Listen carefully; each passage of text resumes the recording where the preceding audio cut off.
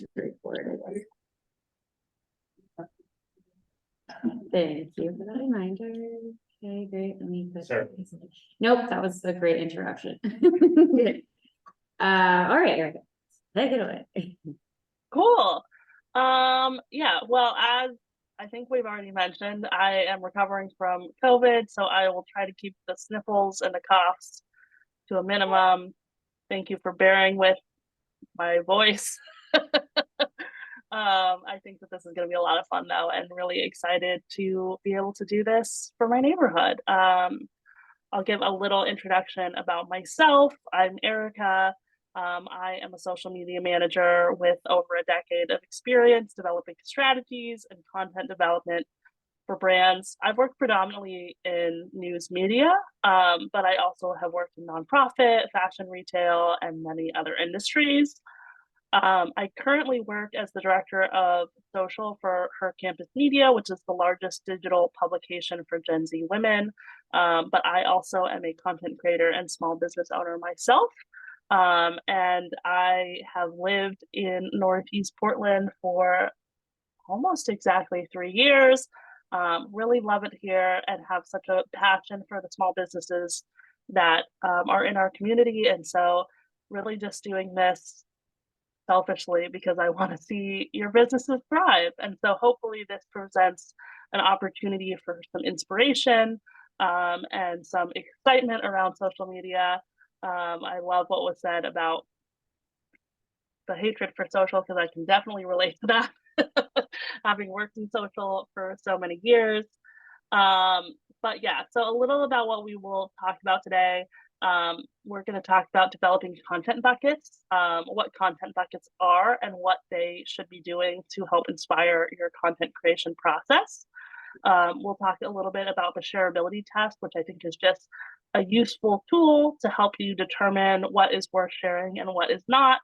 And then we're going to talk a little bit about Reels, some components of Reels that will help you kind of build and grow your audience. And then we're going to leave some space for questions. So as I mentioned before, it's totally normal to be afraid, to be overwhelmed and stressed by social media. I can say confidently that there are very few businesses that invest as much into social media as they could/should in order to succeed. So please know if you're a small business owner who's trying to tackle this on your own, it's totally normal to feel frustrated, overwhelmed, angry. But hopefully this helps you see social media in a new light and kind of recognize it as a fun opportunity to share the amazing things that you're already achieving and doing with people who love your products and help you discover new fans as well. Which, what is scary about that? That's not scary at all. One thing that I hear a lot when I talk to small business owners is the idea that there are so many platforms and that really is what gets in the way of their social media success, which is totally relatable. And what I would say to that first and foremost is that you don't need to be active everywhere, and to really prioritize the accounts that you have the capacity to maintain with consistency. And I put that word consistency in italics because that really is the meat of good social media strategy. It's not about like having a couple shiny videos that you just put all your money into going viral. A good social strategy is really about small long-term growth and showing up with your audience on a regular basis. And so hopefully that takes some of the stigma out of like posting something and only getting a couple likes. Like, especially in the early stages, that's really like something that should be seen as a win because if you're showing up consistently for your audience, that will pay off in the long run. Ultimately, each platform really has its pros and cons. Hopefully this helps you kind of determine if you do have limited amount of time to spend on social media, like where should you be spending your time? So I would say Instagram is the most universally used across multiple demographics and generations. I think like Gen Z is on Instagram. They really love Instagram, but like boomers also kind of hit or miss, but like generally speaking, like most people use Instagram. Um, so if your demo is kind of a wide range, that's probably where I would recommend spending your time. Facebook is most likely valuable if your audience is 45 or plus years old. And then TikTok may be the most important if your target audience is Gen Z, or if you're really great on camera. We're going to talk a little bit about Reels later on, which is like kind of like a good opportunity. For my small business, we use TikTok first, and then we reshare a lot of our content on Instagram. And so that's an option as well. But if you're like, I don't want to be so overwhelmed, just know it's totally okay to just be on one platform if you're going to be using that platform consistently. I mentioned this already, but I can't state this enough. Like social media really is a marathon, not a sprint. And the reason I emphasize this is because I think in a lot of cases, and I deal with this with the young women who work on my team, there's such a thirst in our culture to go viral. And we see going viral as like the only sign of success for a social media platform. But that actually is really harmful in creating a long term strategy, not only because um, that's not really the purpose of social media. The purpose of social media is to be connecting and communicating with your audience. But also, I think people forget that going viral or having a post really take off before you're ready can actually be very detrimental. Um, and, you know, like, not that this was necessarily social media specific, but I think a great example of that is Stanages. They were a restaurant on Fremont, and you may remember that they got listed in, um, I don't remember what media company it was, but some news article that was like the best burgers in the world. And um, their business really skyrocketed as a result of that article, and they weren't able to keep up with demand, and it ended up putting them out of business. And so I use that as an example because I think a lot of times people really desire to go viral, and I think that like more often than not, we need to put that sentiment kind of in the back seat because it's not helpful to long-term growth, and it can really hinder your optimism in terms of like wanting to create content if that's your focus. So what I try to encourage people to do is really think about the long-term sustained growth by consistently building community. So I want people, when they're thinking about their social media, to be thinking about it the same way they think about their business in terms of like, what's the voice that I want to share with the world? What's the tone that I want my business to be associated with? And then how can I use that as a platform to connect with my audience and really build a community? Because at the end of the day, that's really what social media is. It's an opportunity to connect with people. It's not just about selling your product, it's about building um, kind of a concept behind your brand, and helping people see themselves as kind of a member of your brand. So we want to look at making small, measurable goals and tracking them on a quarterly or annual basis. The reason I suggest that is because that's a lot less overwhelming, or a lot less overwhelming. But then it also gives you an opportunity to really take a step back, think about things from a bigger picture, and be able to measure your success and feel those sense of wins and accomplishment over a long-term span. So what we're going to start to talk about is this idea of content pillars. This is like one of the first things that I think any good social media manager or leader kind of tackles with their team early on. But I don't think that it's something that is talked widely enough that you might be thinking about it as a small business owner. So hopefully this is helpful because I think that content pillars are really an amazing opportunity to help you build inspiration. Um, so for some of you who are on Instagram, you may be aware that for a long time, Instagram has really been seen as this place that is like so perfectly curated, that their Instagram grid or like the feed that you look at when you look at their profile needs to be like beautiful and have these like radiant professional photography shots. And I think that that actually is really going away as TikTok kind of rises. But it's really important now to be ensuring that your feed has a good mix of content types. And that's really what content pillars are.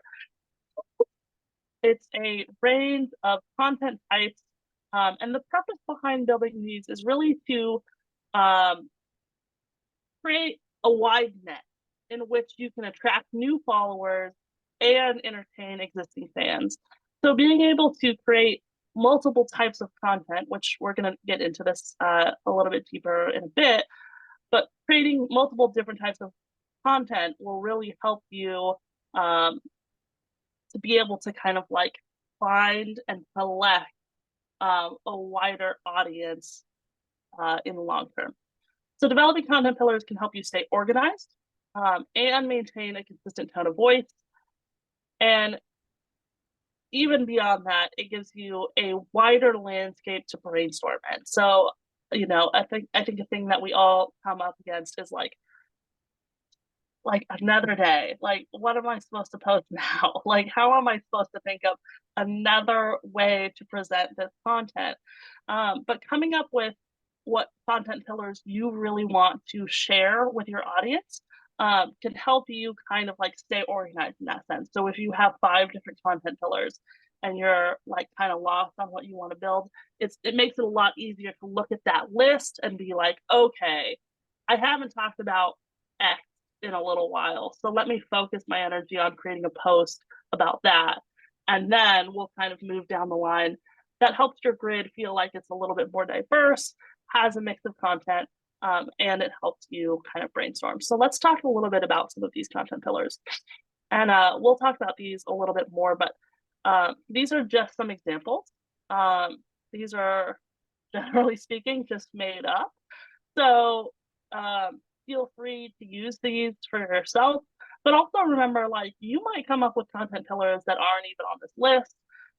There might be things that are specific to your brand or to the platform that you're speaking to that you want to incorporate, and that's totally great. So some examples of content pillars, first and foremost, educational content, things like hours, updates that might affect fans, information about your origin story. You might share some entertaining content. I think, generally speaking, entertaining content should be really the bulk of where you spend your energy because that's why people are on social media. They want to be entertained. And so if you kind of spend like, like a 70-30, 80-20, where you're putting the bulk in entertaining content as much as you can. I know that that's not realistic for everybody, but as much as you can focus on what is entertaining and what's going to build that community, then they're a little bit more open to kind of like take on some of the other posts that aren't necessarily in line with what the platform is generally used for.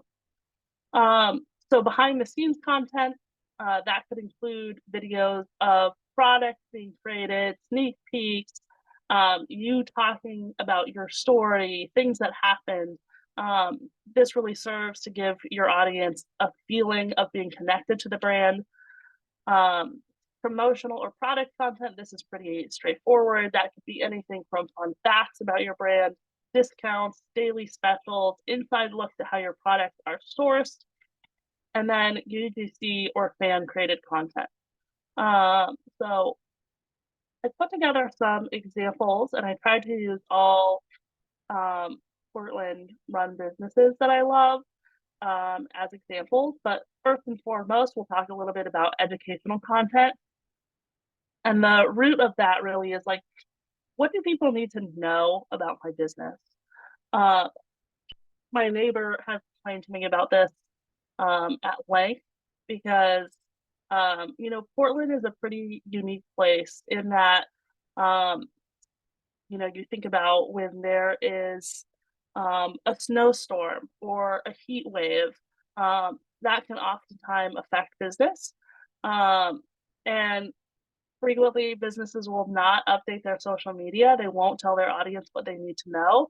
And that can be really frustrating for your audience. So, on a regular basis, just thinking about like, what do I need to communicate in order to give my audience the best user experience possible? That can be as simple as, like if you have a sign, this is a sign from Mom and Pop Wine Shop, where they just took a little chalkboard that's in their store and they put a vacation notice. This was already existing in their store, but then it gives people who haven't actually walked into the physical brick and mortar an opportunity to like be included in that story and be informed. This probably took 3 minutes to post from start to finish, from taking the photo, if there were any edits, though I doubt that there are, writing the caption and getting it live. This is a super simple thing, and I know that audiences really appreciate being brought into the story. So a couple other quick examples. Dirty Lettuce, a favorite of mine, posting this kind of menu of things that you can purchase for the holidays. And then Goomba down here sharing, like a special that they're having. What I really love is that this caption is very simple, straightforward, but it includes all the information that you could possibly need in very concise words. It has the date, the price, who can be included, where you can buy the tickets, and it's a fun picture. That's a super engaging picture, and all in all, this is like a pretty simple thing to put together, but very informative and very educational. Helps your audience be able to recognize kind of what you're doing as a business, and gives them the information that they need. Entertaining content. So how can I play into what people are already doing on social media? I know that a lot of people have rough feelings about social media, which is totally understandable. But what I like to try to encourage people to do is like think about what do you like to consume when you're on social media? What are you liking and sharing and engaged in? And think about how you can kind of like use that as a platform for your brand. So I wanted to include some examples that I found really interesting. Some of these are from Ben and Esther's because I think that they do a great job on social media. And it's definitely like played out in how their brand has succeeded. This one obviously is a hard one to recreate. And I probably actually should have put this on a different slide, but regardless, Lizzo had gone to Ben and Esther's, which hopefully everyone's familiar with Lizzo, but in case you're not, Lizzo is an international superstar. But she had gone to Ben and Esther's and made a video about it, and they just reshared the video. It was a super fun, interesting, entertaining video, and so I think being able to use that as a way to leverage for your audience is great. Cheese and Crack, if you're not familiar with their Instagram account, like to me, this should be like small business Bible because they have one of the best Instagram accounts I've ever seen, especially for a small business. They are so entertaining and so witty and fun that like a lot of times you forget that you're being sold a product because they're so good at like really thinking about things from an entertaining lens. And there's going to be a couple other examples that I share ultimately in this presentation. But I really love this Let's Play Two Truths and a Lie. This is a video that they did. It's a 2-minute video. It's super fun. It's where they said it's a sunny day in Portland, Oregon, it's a warm day in Portland, Oregon, and it's a great day for ice cream in Portland, Oregon. And then they in the caption said, which one is the lie? And you can see this got 402 likes, and ultimately, like, everybody in the comments was like having fun. They were responding and engaged. It's something that like it is tangentially related to their business, but it's not directly related to their business. But definitely like gets you in the zone of being like, oh yeah, like I want ice cream. Like when do I not want ice cream? And so I feel like this is like a really fun, playful way to engage your fans, and just like an important reminder that like your social media doesn't have to be that serious. Like it doesn't have to be that deep. A lot of times, what people want to see is like personality and fun. And so, if you already have that kind of personality, don't be afraid to lean into it. Um, then, really quickly, I'll just say, like, I think people forget sometimes that like sharing reviews is totally kosher. People like to see that, um, and it's a good way to like brag on yourself without like having to do the bragging yourself. You're sharing somebody else's words. And it's a great way to remind people like, hey, we're here, come get a bagel from us. Um, and then this is also could have probably fallen in another category. But again, all these things kind of blur together. I mostly just think this is like a really fun picture of one of the founders going out doing some advocacy work with animals. Not only does this like really engage your audience in a way that's like fun and relatable, it also kind of gives you like a warm sentiment to share kind of like the advocacy work you do. Obviously, fans are going to relate to that and feel more committed to your brand, knowing that you're giving back. All right, so the next kind of content category that or content pillar that I wanted to share is this idea of behind the scenes footage. Um, and the heart behind that is really like, how can I make my audience feel like they are getting an inside look or a sneak peek, really for the sake of building brand loyalty? The first one I'll share is this is a video that Goomba shared, you can see 83 weeks ago, but it's one that I have thought about nonstop. Let me go ahead and just play this for you. You can see it's just the one in the kitchen who's getting their fry bread ready. If you haven't eaten at Goomba and eaten their fry bread, I highly recommend you do so ASAP. It's amazing, but I love this video because it's just like it's so captivating. Like there's not really anything happening other than him swinging this dough around, but there's something about it that's like soothing to watch. It's interesting, and then you weirdly like feel connected every time you eat that fry bread, thinking about how they're making it. So if there are moments like this happening behind the scenes, um, take 30 seconds to just like capture it, because that's amazing content and things that people really, really enjoy seeing. I also included Denizen because I wanted to just put together a picture of their grid for you to take a look at, because I actually think that they're doing a great job at social media. Um, disheartening to hear that you hate it so much. But specifically, what I wanted to point out is, and I tried to like zoom out so that I could get as many posts in. I wish that I could have gotten a couple more. But one thing that I love when brands do is showing their founder's face on their grid. I have been really inspired by they're no longer really a small brand, but there's a luxury skincare brand called Ranavat that I've known the founder since she was starting out. And one thing that I have always really admired about her and her story is how willing she has been to like put herself on screen and to share um, like her story with her fans. And so I always encourage that if people feel comfortable being on camera, um, that you should.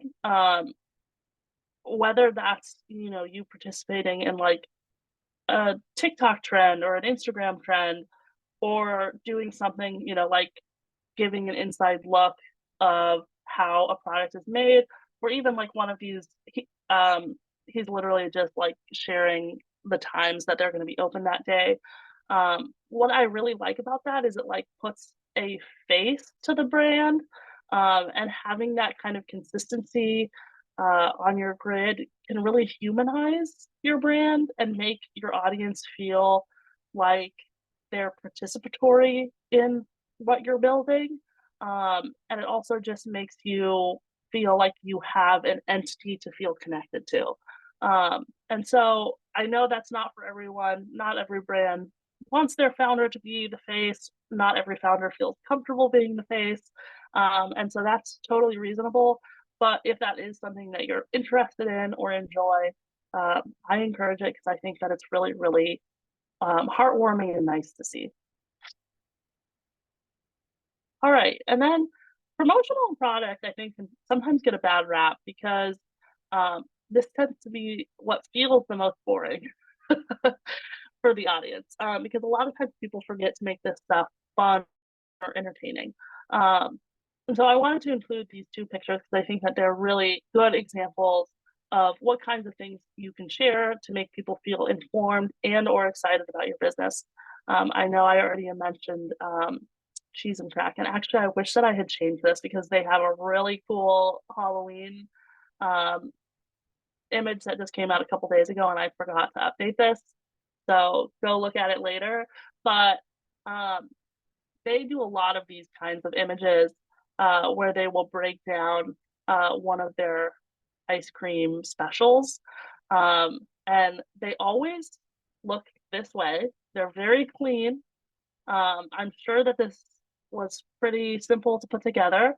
And like they just do like I feel really dumb explaining it because it's like so straightforward, but like there's something that's just like so interesting, like how they said add torch house made marshmallow fluff if you're feeling naughty. Like that's so compelling.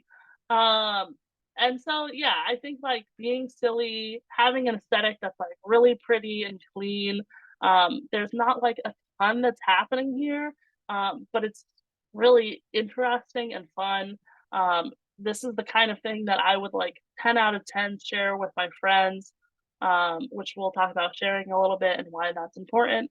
But this is totally something that I would share with my friends and be like, dude, we gotta go try this blueberry crispy sundae because it looks so good. Here's a post from Reva. It's really straightforward. I think this is just like a delicious looking pizza.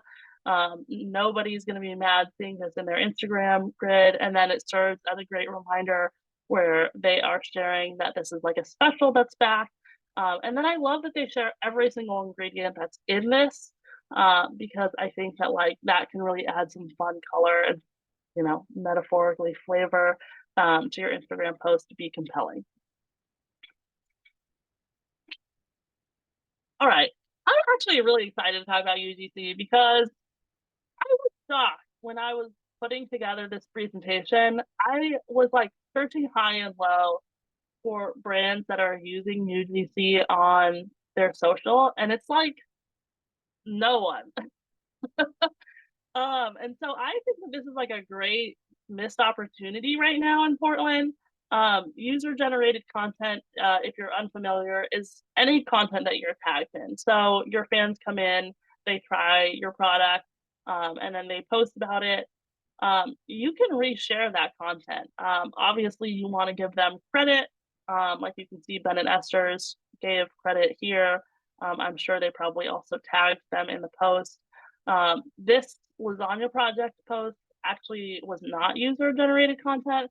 I mean, let me correct myself. This is user generated content. This is something that somebody posted that is clearly a beautiful photo. It's very appetizing. Like, it's a great image. Lasagna Project has not shared this yet, but like this is a great example of like if people are making this content for you, there's no reason for you not to go ahead and also share that unless it's like glaringly off your aesthetic. Like if it's gonna look weird on your page, like feel free to omit. But like this is something that already falls in line with kind of what everything else they post looks like. And so either sharing this in your stories, which only last for 24 hours, or on your Instagram feed or wherever you're posting, is a great idea. And excuse me, why I think this is such a missed opportunity is because that people are not doing this is because it's a like built-in opportunity to build community. I know that there have been a couple times in my life where I've shared something and then the brand has gone and shared that on their page. And it just feels really nice as a creator to have a brand recognize that you see their content and that you appreciate it. And it can make you feel connected with the brand in a deeper way. So not only are you kind of connecting with your audience in that way, it also makes other fans know that you appreciate your user base and their patronage, and encourages them, oh, like, I see Ben and Esther shares content from people who come in. When I go in, I'm going to take a picture of my bagel and I'm going to post it because they might share my content. So yeah, I think this is like a no-brainer. This is like a perfect thing when you don't have anything to post. Go into your tagged content and see what people have been posting about you and see what you can share because I think that this is a huge missed opportunity for brands right now.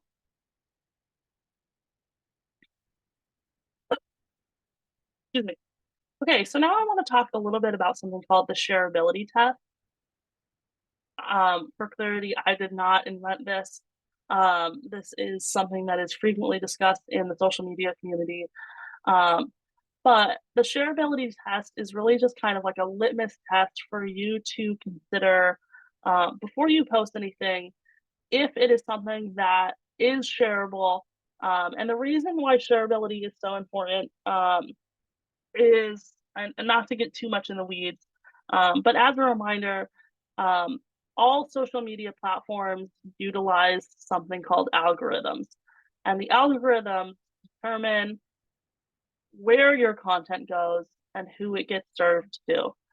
So there are obviously multiple algorithms, and with each algorithm, there are kind of levers that you can pull that will help you, in a sense, manipulate those algorithms to help your content have greater reach. And shareability is like a huge thing. If you can make people share your content, that's like one of the best indicators of a piece of content like doing well, performing well.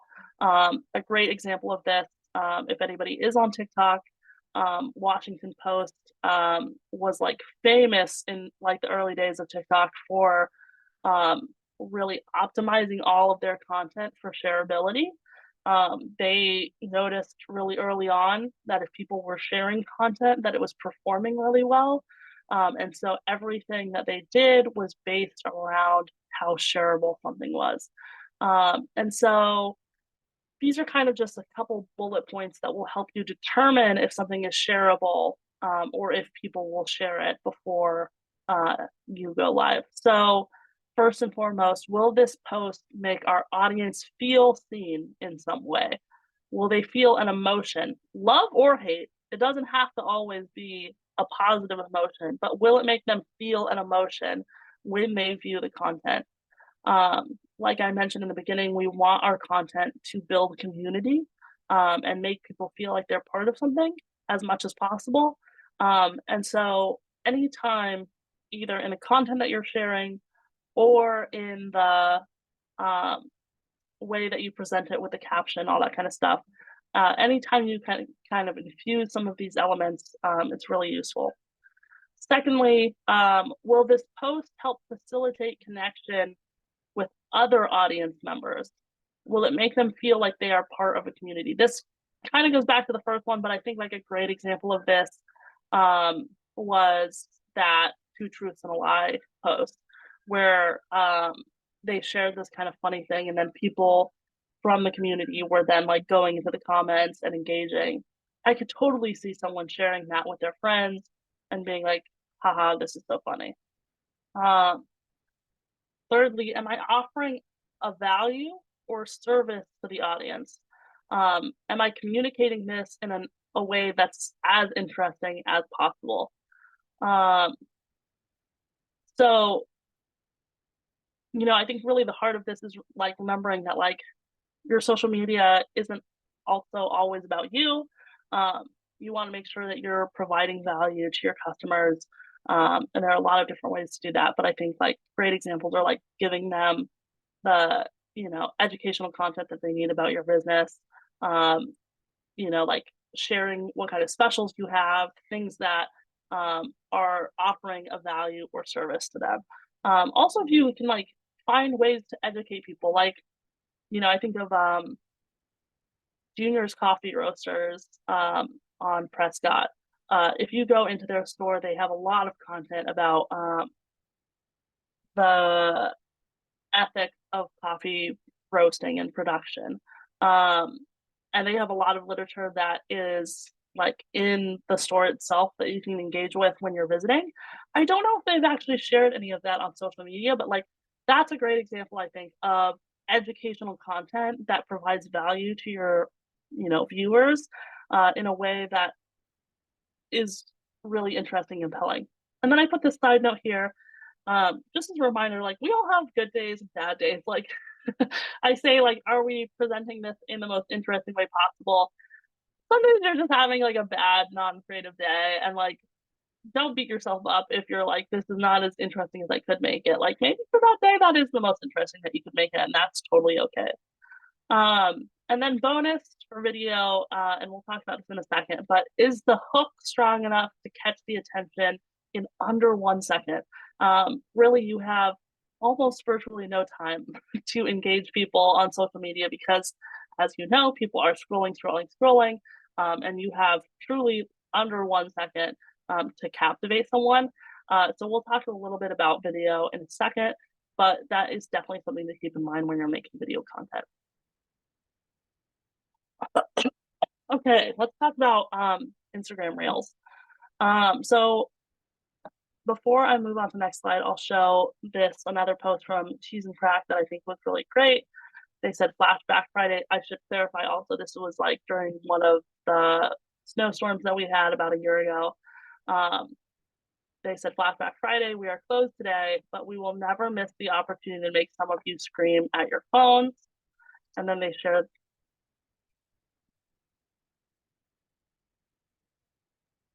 this really hilarious video of them using extremely expensive salt to salt the sidewalk, which, yes, of course, makes people scream at their phones.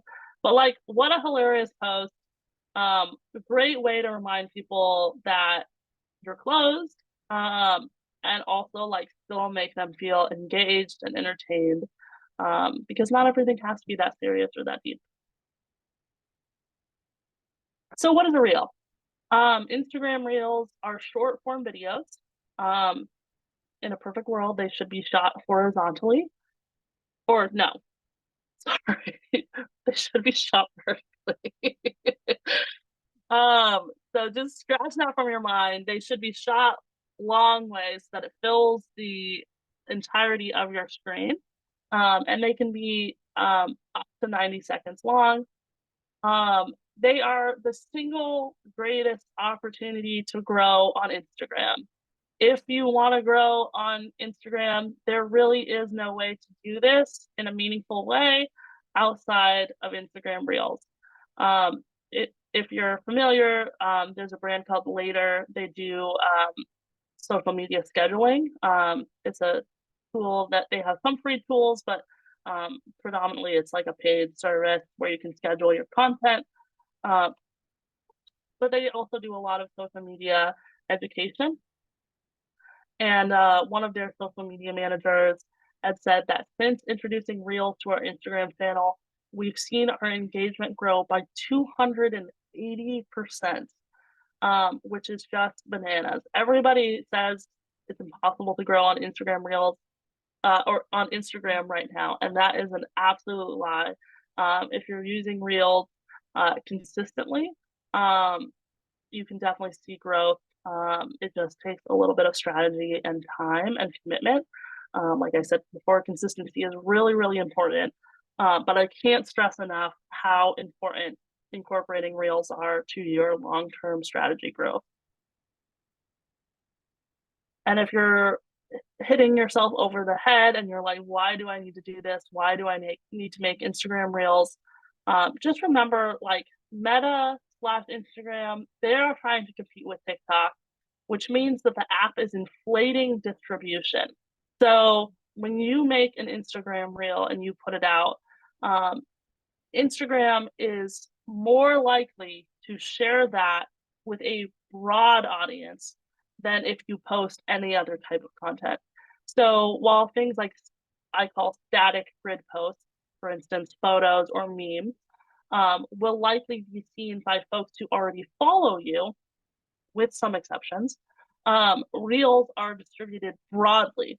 So if you share a static post, that's going to go to the number of people who, or a percentage of the people who follow you. Whereas reels will be shared across the board, both on Facebook and Instagram, to a new audience. And so if you're trying to reach new people, that is really the most successful way to grow. The other really nice thing about reels is that the way that they distribute reels is based again on an algorithm. So Instagram is predicting the ability to match your content with people who enjoy that type of content.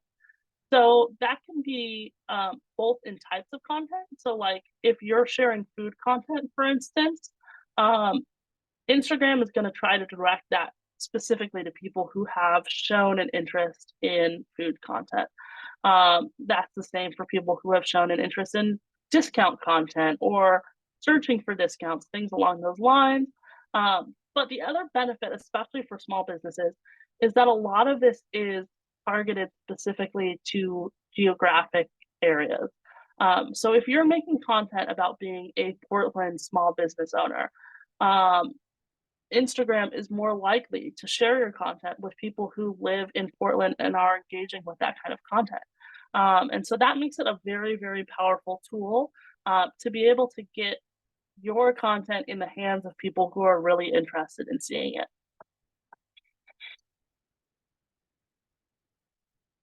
So I wanted to talk a little bit about some components of a good reel. And I know that we had kind of said ahead of time that we were going to use this time to make a reel, but I actually think that this, in a lot of ways, is a better education because it's important to know, like, what makes a reel successful and what makes a reel interesting to people. And you really need to know that before you can, like, make content successfully yourself. So I wanted to put together some examples of reels that I think provide some of these components or examples of these components in a way that will help kind of inspire your content creation process. So the first component is really the idea of a hook. I know I mentioned this already, but you have a fraction of a second to capture someone on TikTok or Instagram Reels. So before you press record, think about how you're going to make the most of that first second to capture an audience. I always advise people, like, skip introductions. I know that we all feel compelled to be like, hi, I'm Janice and I am blah, blah, blah, blah, blah. But that can be pretty dry. And so in any way that you can kind of, like, think of how what would be an interesting way to catch someone in that first second.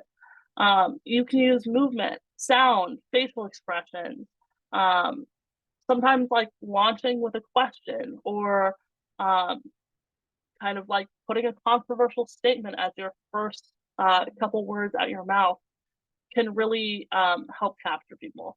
Also, you want to make sure that you're going to cut all the dead air from your Instagram. There's a phrase called the millennial pause right now. I don't know if you've heard of that, but it's this idea that, like, millennials and older generations will use like a fraction of a second or sometimes longer at the top of a reel while they're like pressing start.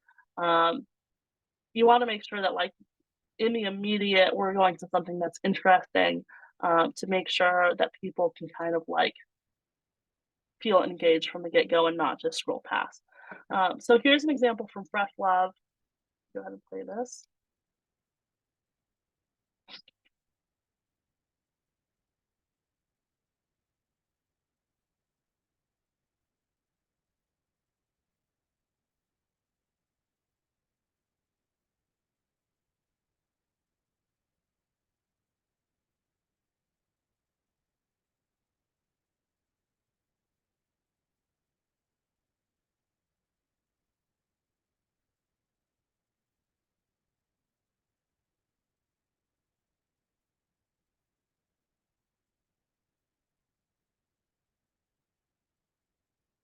Yeah, so I love that example. I think that it's great because from the start, you have an interesting phrase that's very relatable. Um, and more importantly, they're using an audio that is instantly recognizable. And so when you hear that, there's like a psychological connection that happens where you're like, oh, I know this sound. I want to see what's going to happen. And so using kind of like that sound as like a launching point to create content about your brand is like a really smart and interesting way to utilize that idea of a hook.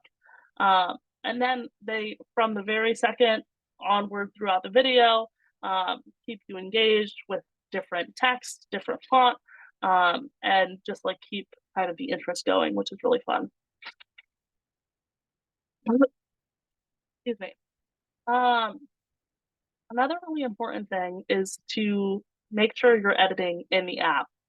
Um, I know that there are some folks who use external apps. I would assume that this is not a situation for any of us.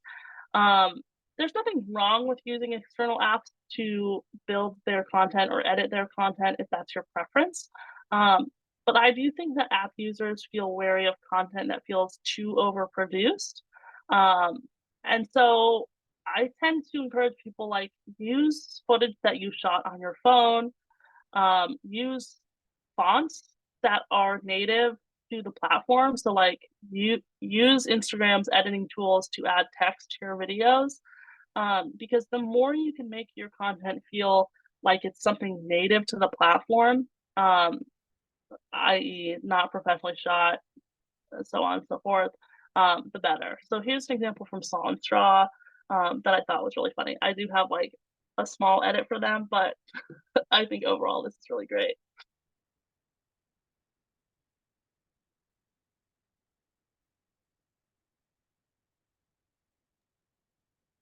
Not sure if there's audio to this. We can't hear, just so you know, as you're playing these reels, Erica.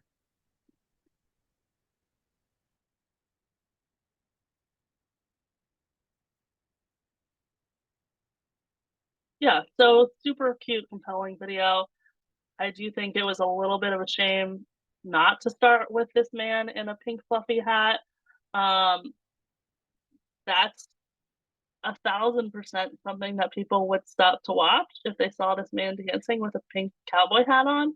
Um, so I would have started with that rather than anything else. But like, you can see they use the Instagram kind of like traditional fonts. Um, it's clear that they're using a sound that they found within the app. All of these seem to be things that were shot on a phone rather than a professional camera. Yeah, and just overall, just super relatable and fun to watch. Ooh, this one is just starting without me. But um, the other thing I would say is like include a call to action. If you're not familiar with this idea of a call to action, just remember that like you have an opportunity with every piece of content that you put out to think about what you want your audience to do to engage with your content. And this can be true not only for Reels, but any content that you put out. Do you want them to follow for more similar content, like a part two? Should they visit your link in bio to read an article or to shop? Should they comment with their opinion? And then will this video be a series? Giving the audience the call to action gives them an opportunity to just engage deeper. And this goes back to what I said prior about shareability. You know, like if you're asking people to comment, if you're asking them to share, if you're asking them to take a step beyond just watching the video, all of those things are playing a role in the kind of like influence of an algorithm. And so as much as you can be encouraging people to take further action, the better. So this is a video from Tips.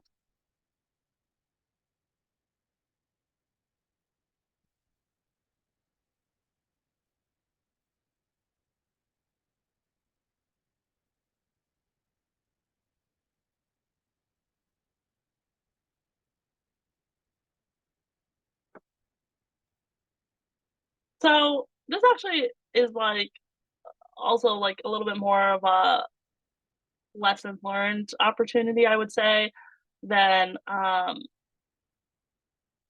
perfect example. Because like what I wanted to say was like they say the donuts are hot and the chai is cold if you prefer. I actually think that's a great opportunity to ask people like, do you want hot chai or cold chai today? Give them a chance to comment and give their opinion. And then that can help influence the algorithm in that sense.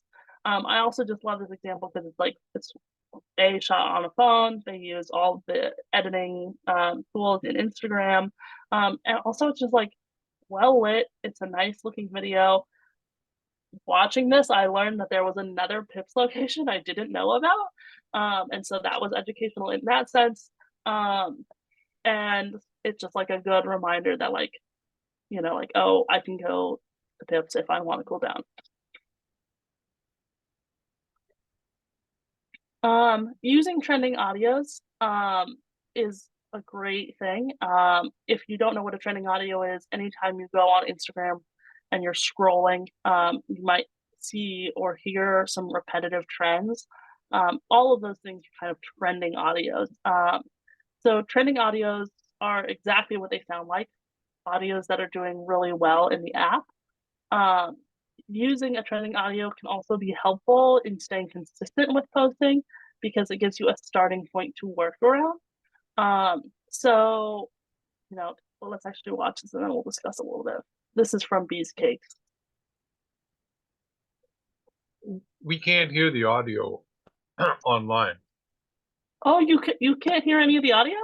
No, we can't hear the audio. At least Oh my god, guys! we can hear you, but we can't hear any of the audio on your screen. So sorry. Okay.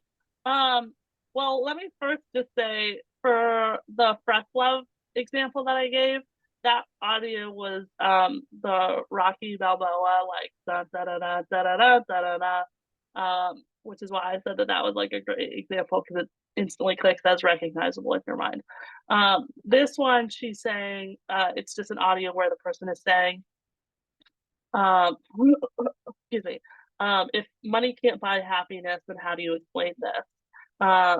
And just like paired with this image is like makes perfect sense. It's like easily understandable. And let me actually take my headphones off and see if that changes your ability to hear the audio. Also, if you have the links directly, we could just drop them into the chat and then Chris can pull it up on his computer to listen, and I can try and see if I can pull it up from my computer here too. It's just maybe another. Okay, cool. Yeah, I think there's only, can you hear me? Yeah. Okay, I think there's only a couple more examples, so we can also just share the link around afterward. But let me go ahead and play this and see if it will work now. If money can't buy happiness, I would like someone to explain this. Cool. So you can see how engaging that might be. Let me go back and just show you this one again, the first couple seconds.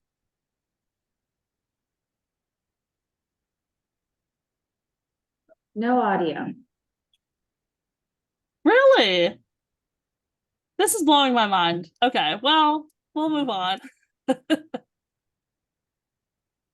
It's a learning experience. Yeah, that's so interesting. Good to know. But you will have this link leaving this, so you can always watch it in the document yourself. So one last tip that I'll leave you with is before we get into, I want to show like some of the tools so that you can walk away at least like kind of knowing how to jump into things. But one last thing I'll say before we get into that is really to remember to analyze wins. There are a lot of reasons why a video or any piece of content might flop. It could be the time that it was posted. It could be topic saturation. It could be being late to a trend, something happening in the news cycle. Like every platform or every brand that I know of is dealing with that right now because of the Israel-Gaza situation, a bug in the app itself. We can all agree that like there are a million reasons why a piece of content might flop, but we can always learn from things that succeed. So whenever you have a post, whether that's a piece of content or a TikTok or a reel that succeeds, we want to watch and rewatch it to try to unpack why that piece of content performed. And then brainstorm ways that you can recreate that piece of content with a new angle. Like I said before, I know that a lot of people have a fear of making content because they feel like, what if this doesn't do well? What I always remind my team about is worst case scenario, nobody sees your content. And at the end of the day, I find that to be very encouraging because it means that the stakes are so low. The best thing that could happen is that people see and engage with your content. The worst thing is that no one sees it. That's not embarrassing because nobody saw that you failed. So don't be afraid of not having wins. You want to just try to be consistent and test things and see what your audience is interested in, and then use those as like inspiration for how you're going to build content moving forward.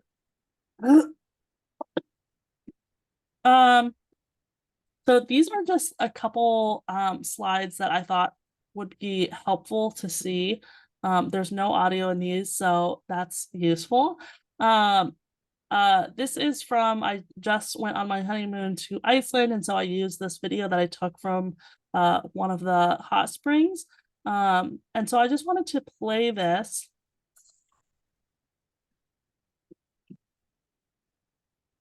So this is going to show you, can you still hear me when I'm talking over this? Okay. So I wanted to show you kind of how you can use adding text to your video, just so that when you get into the app and start playing around, you'll have a visual example. So let me actually start this over again. You can see here, since you can't see what I'm tapping on, let me go back really quick, pause this. So this AA symbol right here is the symbol that you will tap to add text. You can see I pressed that, and then I started adding text, blah, blah, blah. Down here, this helps you change the font, so you can use any of these fonts depending on what your branding looks like. This helps you change, can you see where I'm putting the mouse? Okay, this helps you change the color. This changes the background. Don't ever use this one, just ignore it, in my opinion. So we'll let that keep playing so that you can see. Is this a certain app? This is Instagram. Instagram. Oh, okay. So you can see I added that first text, I pressed done, and then I went and I pressed that AA, the symbol right here again, so that I could add a second piece of text.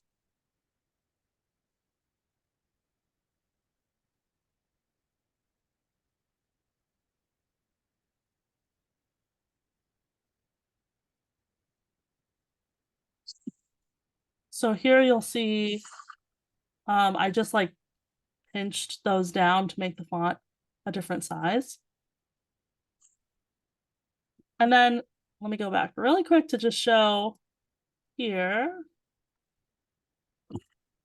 So right here, every piece of text that you write is going to show up at the bottom. So you can see that you can even adjust where it appears is right here, and adding text is right here. So if you tap any of those, you'll see I tapped one of them. So this new screen pops up. And this top row is the footage itself. So you can adjust that by manipulating this tab. The second is audio. There is no unique audio, it's the video audio. So this is just gray. And then in purple, each of the text bubbles that you've posted is going to show up on their own line. And so you'll see as this continues that I'm just manipulating with my finger these yellow bars to put the text exactly where I want it to go. One really easy trick is to move this white line to exactly where you want the text to change. You'll see when I do this when I press play, but if you just move the text to a certain point in the video, you can then manipulate the levers to go to exactly that point. So let's go ahead and play and see that. So you can see I locked it right there, and I locked it right there. So then when you go back to play, you can see the text only appears during certain parts of the video. A couple quick things that I just wanted to say, just so that you know where these tools are. This icon that has the arrow going down is the download icon.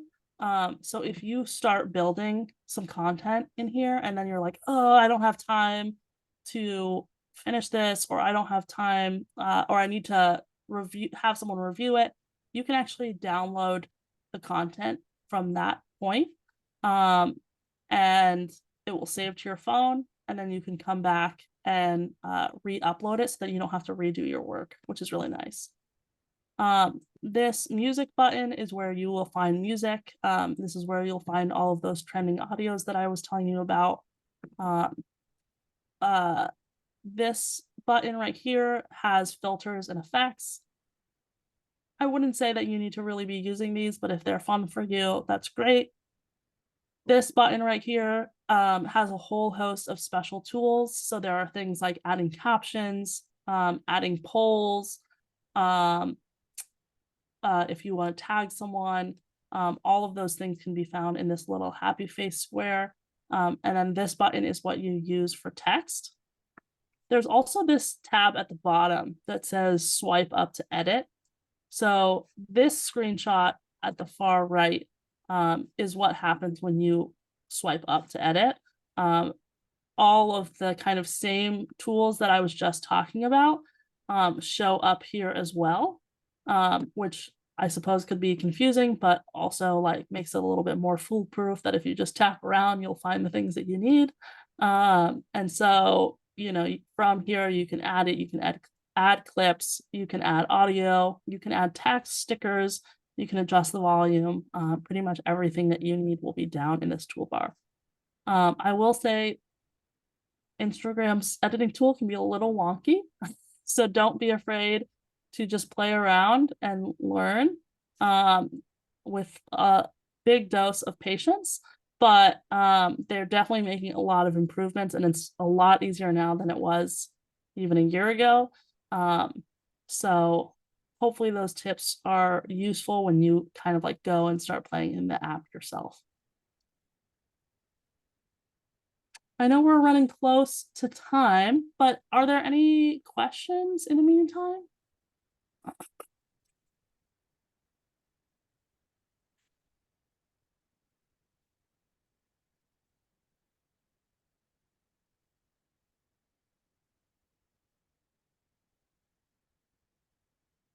Well, it seems like pictures are a big part. Just I usually do more just a bunch of boring text that people would ignore. So It looks like I should get more pictures of kids playing basketball or something, along Yeah. with the little notes I put in. Okay. Yeah, I would say like I don't think there's anything wrong with text. I love text on Instagram and Facebook. But yeah, I think there's definitely like an emotional tug to seeing kids play basketball. And so for video and photo, like I would say definitely utilize that because it's gonna, like pull at people's heartstrings and make them feel like connected in that way. So that's very cool.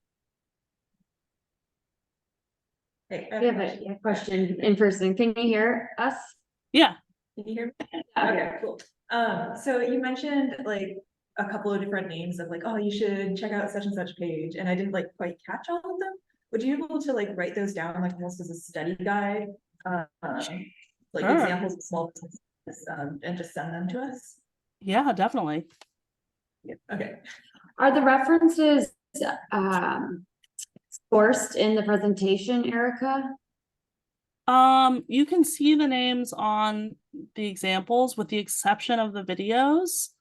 But the main ones that I used, I would say, were Ben and Esther's Cheese and Crack.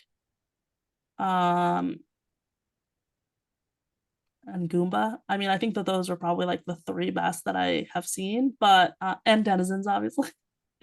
But yeah, you can see the names in the post when you look at the actual We'll be sharing out this presentation, and so in the comments, you'll see like who it comes from, the source. Perfect. Chris has a question. Erica, yeah, this is great, great information. A while ago you mentioned tracking measurable goals. And so I just wanted to check like obviously it depends on what you're after, but what are some of the common metrics and how do you actually find those in Instagram or elsewhere? Yeah, that's a great question. I mean, that could be its own hour-long presentation. What I'll say is, so first, if you go into if you're looking at your Instagram profile, there should be a box that says, I think, professional tools. You'll click into that. Let me actually just open my phone really quick. Ooh.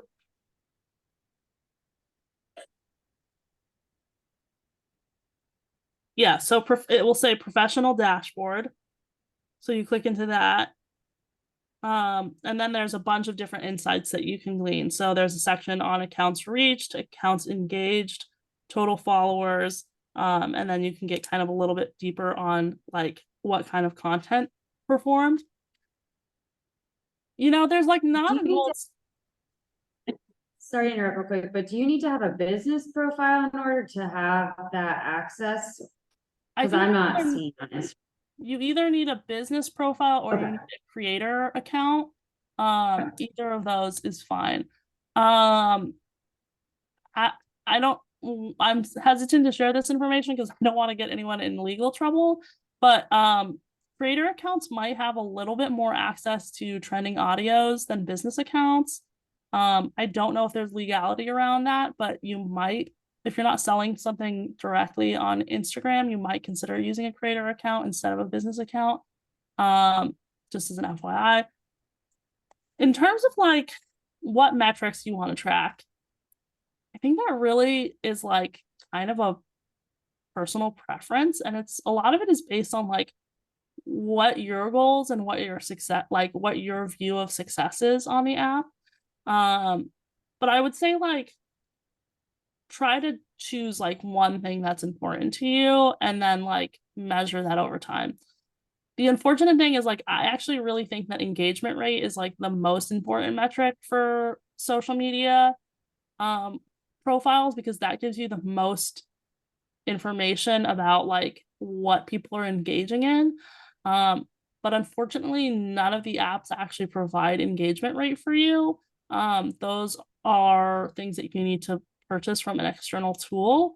And so that's like a little bit of a bummer because most brands don't have budget for that. But outside of that, I would say like you know, you can calculate engagement rate manually, but no one wants to do that.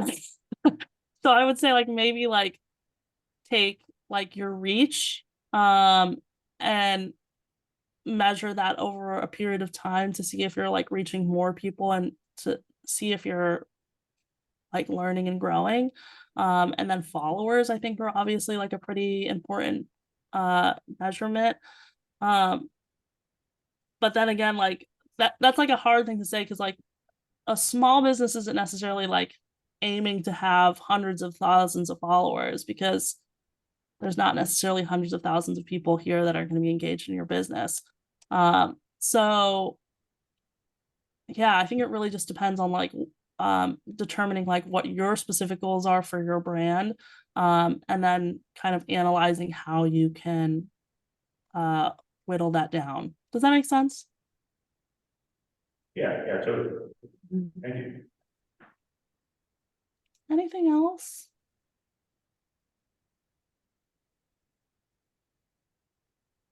There's a lot of information. I Thank you know.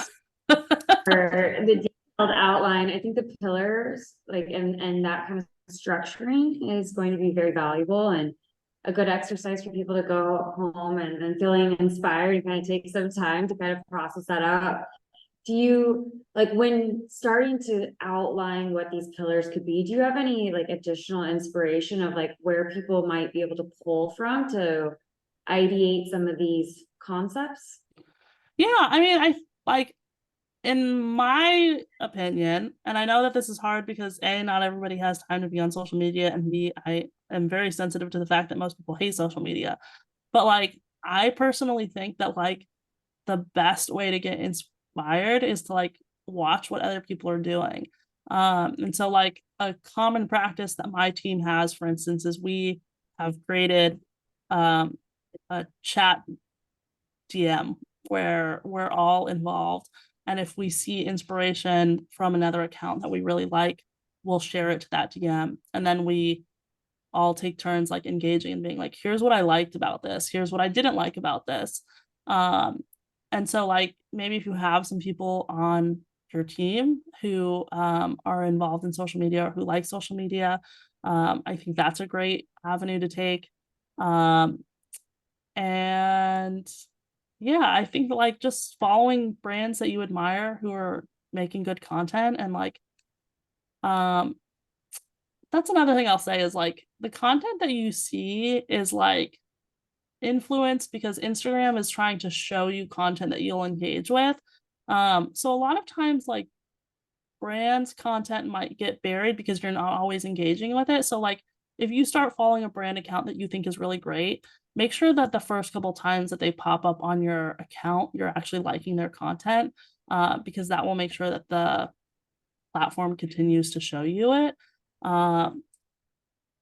But yeah, I think that that's like the best way is just to be in the app, like watching what people are doing and using that as inspiration. Thank you. Erica, I'm sorry, I do have one question. Yeah, don't be So sorry. say like LinkedIn, right? Say if I wanted to create something for LinkedIn, is there any way to like use Instagram's tools or like how would I go about doing something like that? Yeah, I love that question. I love LinkedIn. Do you mean just in terms of like using Instagram's editing tools? Yeah, like how would I go about, I've never even posted on LinkedIn, I think. Like how would you go about doing that? Does LinkedIn have its own sort of tools or? That's a really good question. I wouldn't be surprised if they're working on it. I don't, to my knowledge, think that they actually do.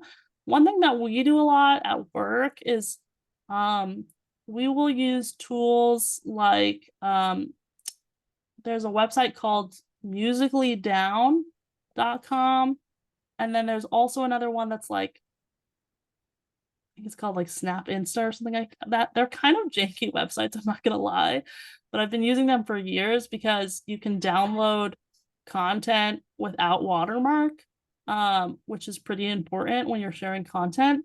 And so we will build stuff in TikTok or Instagram and download it with one of those tools. You can literally just Google like download video from TikTok, no watermark, and these sites will pop up.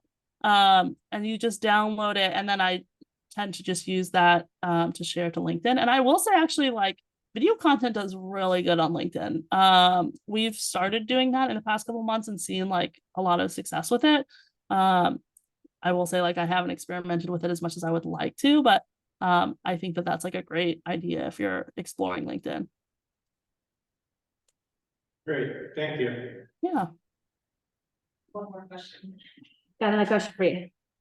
Uh, so I was wondering if you could say anything about tags, like whether you find those important or if they even like influence the algorithm anymore, or if that's kind of like an outdated technology. I've seen people impose like a wall of tags, and I was wondering if there's like strategy there versus like, you know, just 3 that are actually relevant.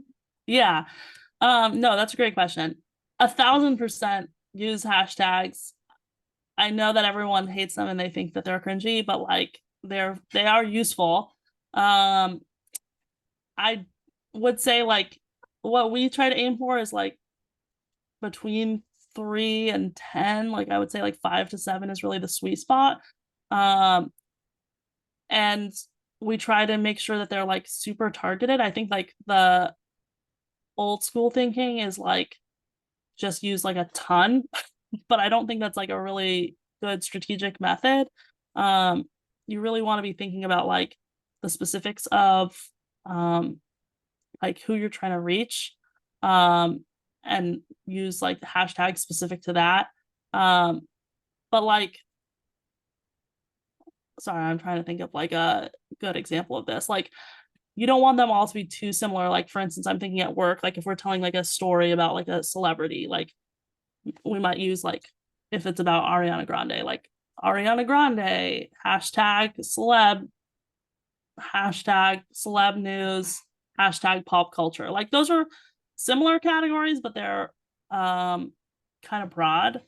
And so like, you know, if your business is based in Portland, for instance, like obviously use Portland, hashtag PDX, like as much as you can geolocate so that they know that they should serve this to people in Portland, is really smart. But yeah, definitely use hashtags.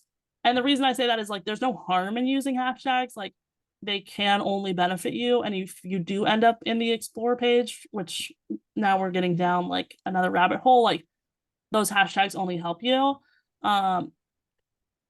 This also opens up a whole can of worms about like SEO and how to use SEO on social media that we don't have time to get into, but like from an SEO perspective, hashtags are also like super helpful. So there's no harm in using them. They can only benefit you. So if you're not using them, like you're only leaving money on the table, so to speak. Thank you. Yeah, for sure.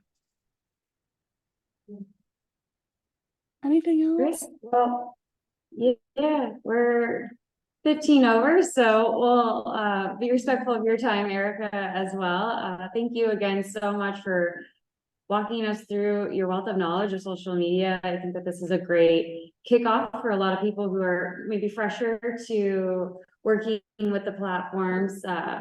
And are you open by any chance to just like any additional follow-up questions if the community, you know, people have anything in that sense, or we can even direct them to a next business relations committee too.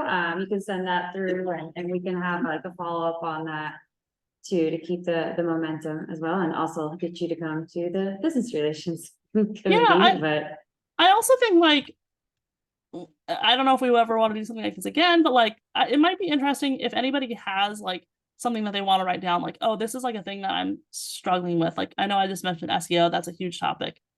We talked about analytics, like that's another huge topic. So like if there's like anything specific that people are like, oh, I would love a deep dive on this, like I would love to know, because then we could kind of like use that to craft things in the future, even if we can't get to them right now. perfect, I love that. We can consider a part 2 of the social media workshop for the new year. Yes. Great. Well, we'll be sharing out this presentation that we walked through today. You'll have the links to reference back to, and then anything else as a closeout, Erika, that we should Let folks know. No, thank you so much for spending the time with me and listening to my long-winded explanations. I'm so excited to see what comes out of this. Yeah, just like I love Portland businesses and I just want to see you guys thrive. So thank you for participating. Thank you so much, Erica. And a big thank you to our sponsors this evening. Again, just want to shout out to Dennis and James. We're very excited to have you in the neighborhood and look forward to seeing your business thrive and grow and continue to build an awesome grid. And a big thank you to Recovery Cafe, Joan, for hosting us in their space and providing refreshments. Recovery Cafe has been a great partner for the Roseway Neighborhood Association, so we have so much gratitude for just being a host always and kindness. So yeah, thank you so much, everyone, and until next time. Go to the next thank you, business Erica. meeting. Yeah, thank you, Erica. Yeah.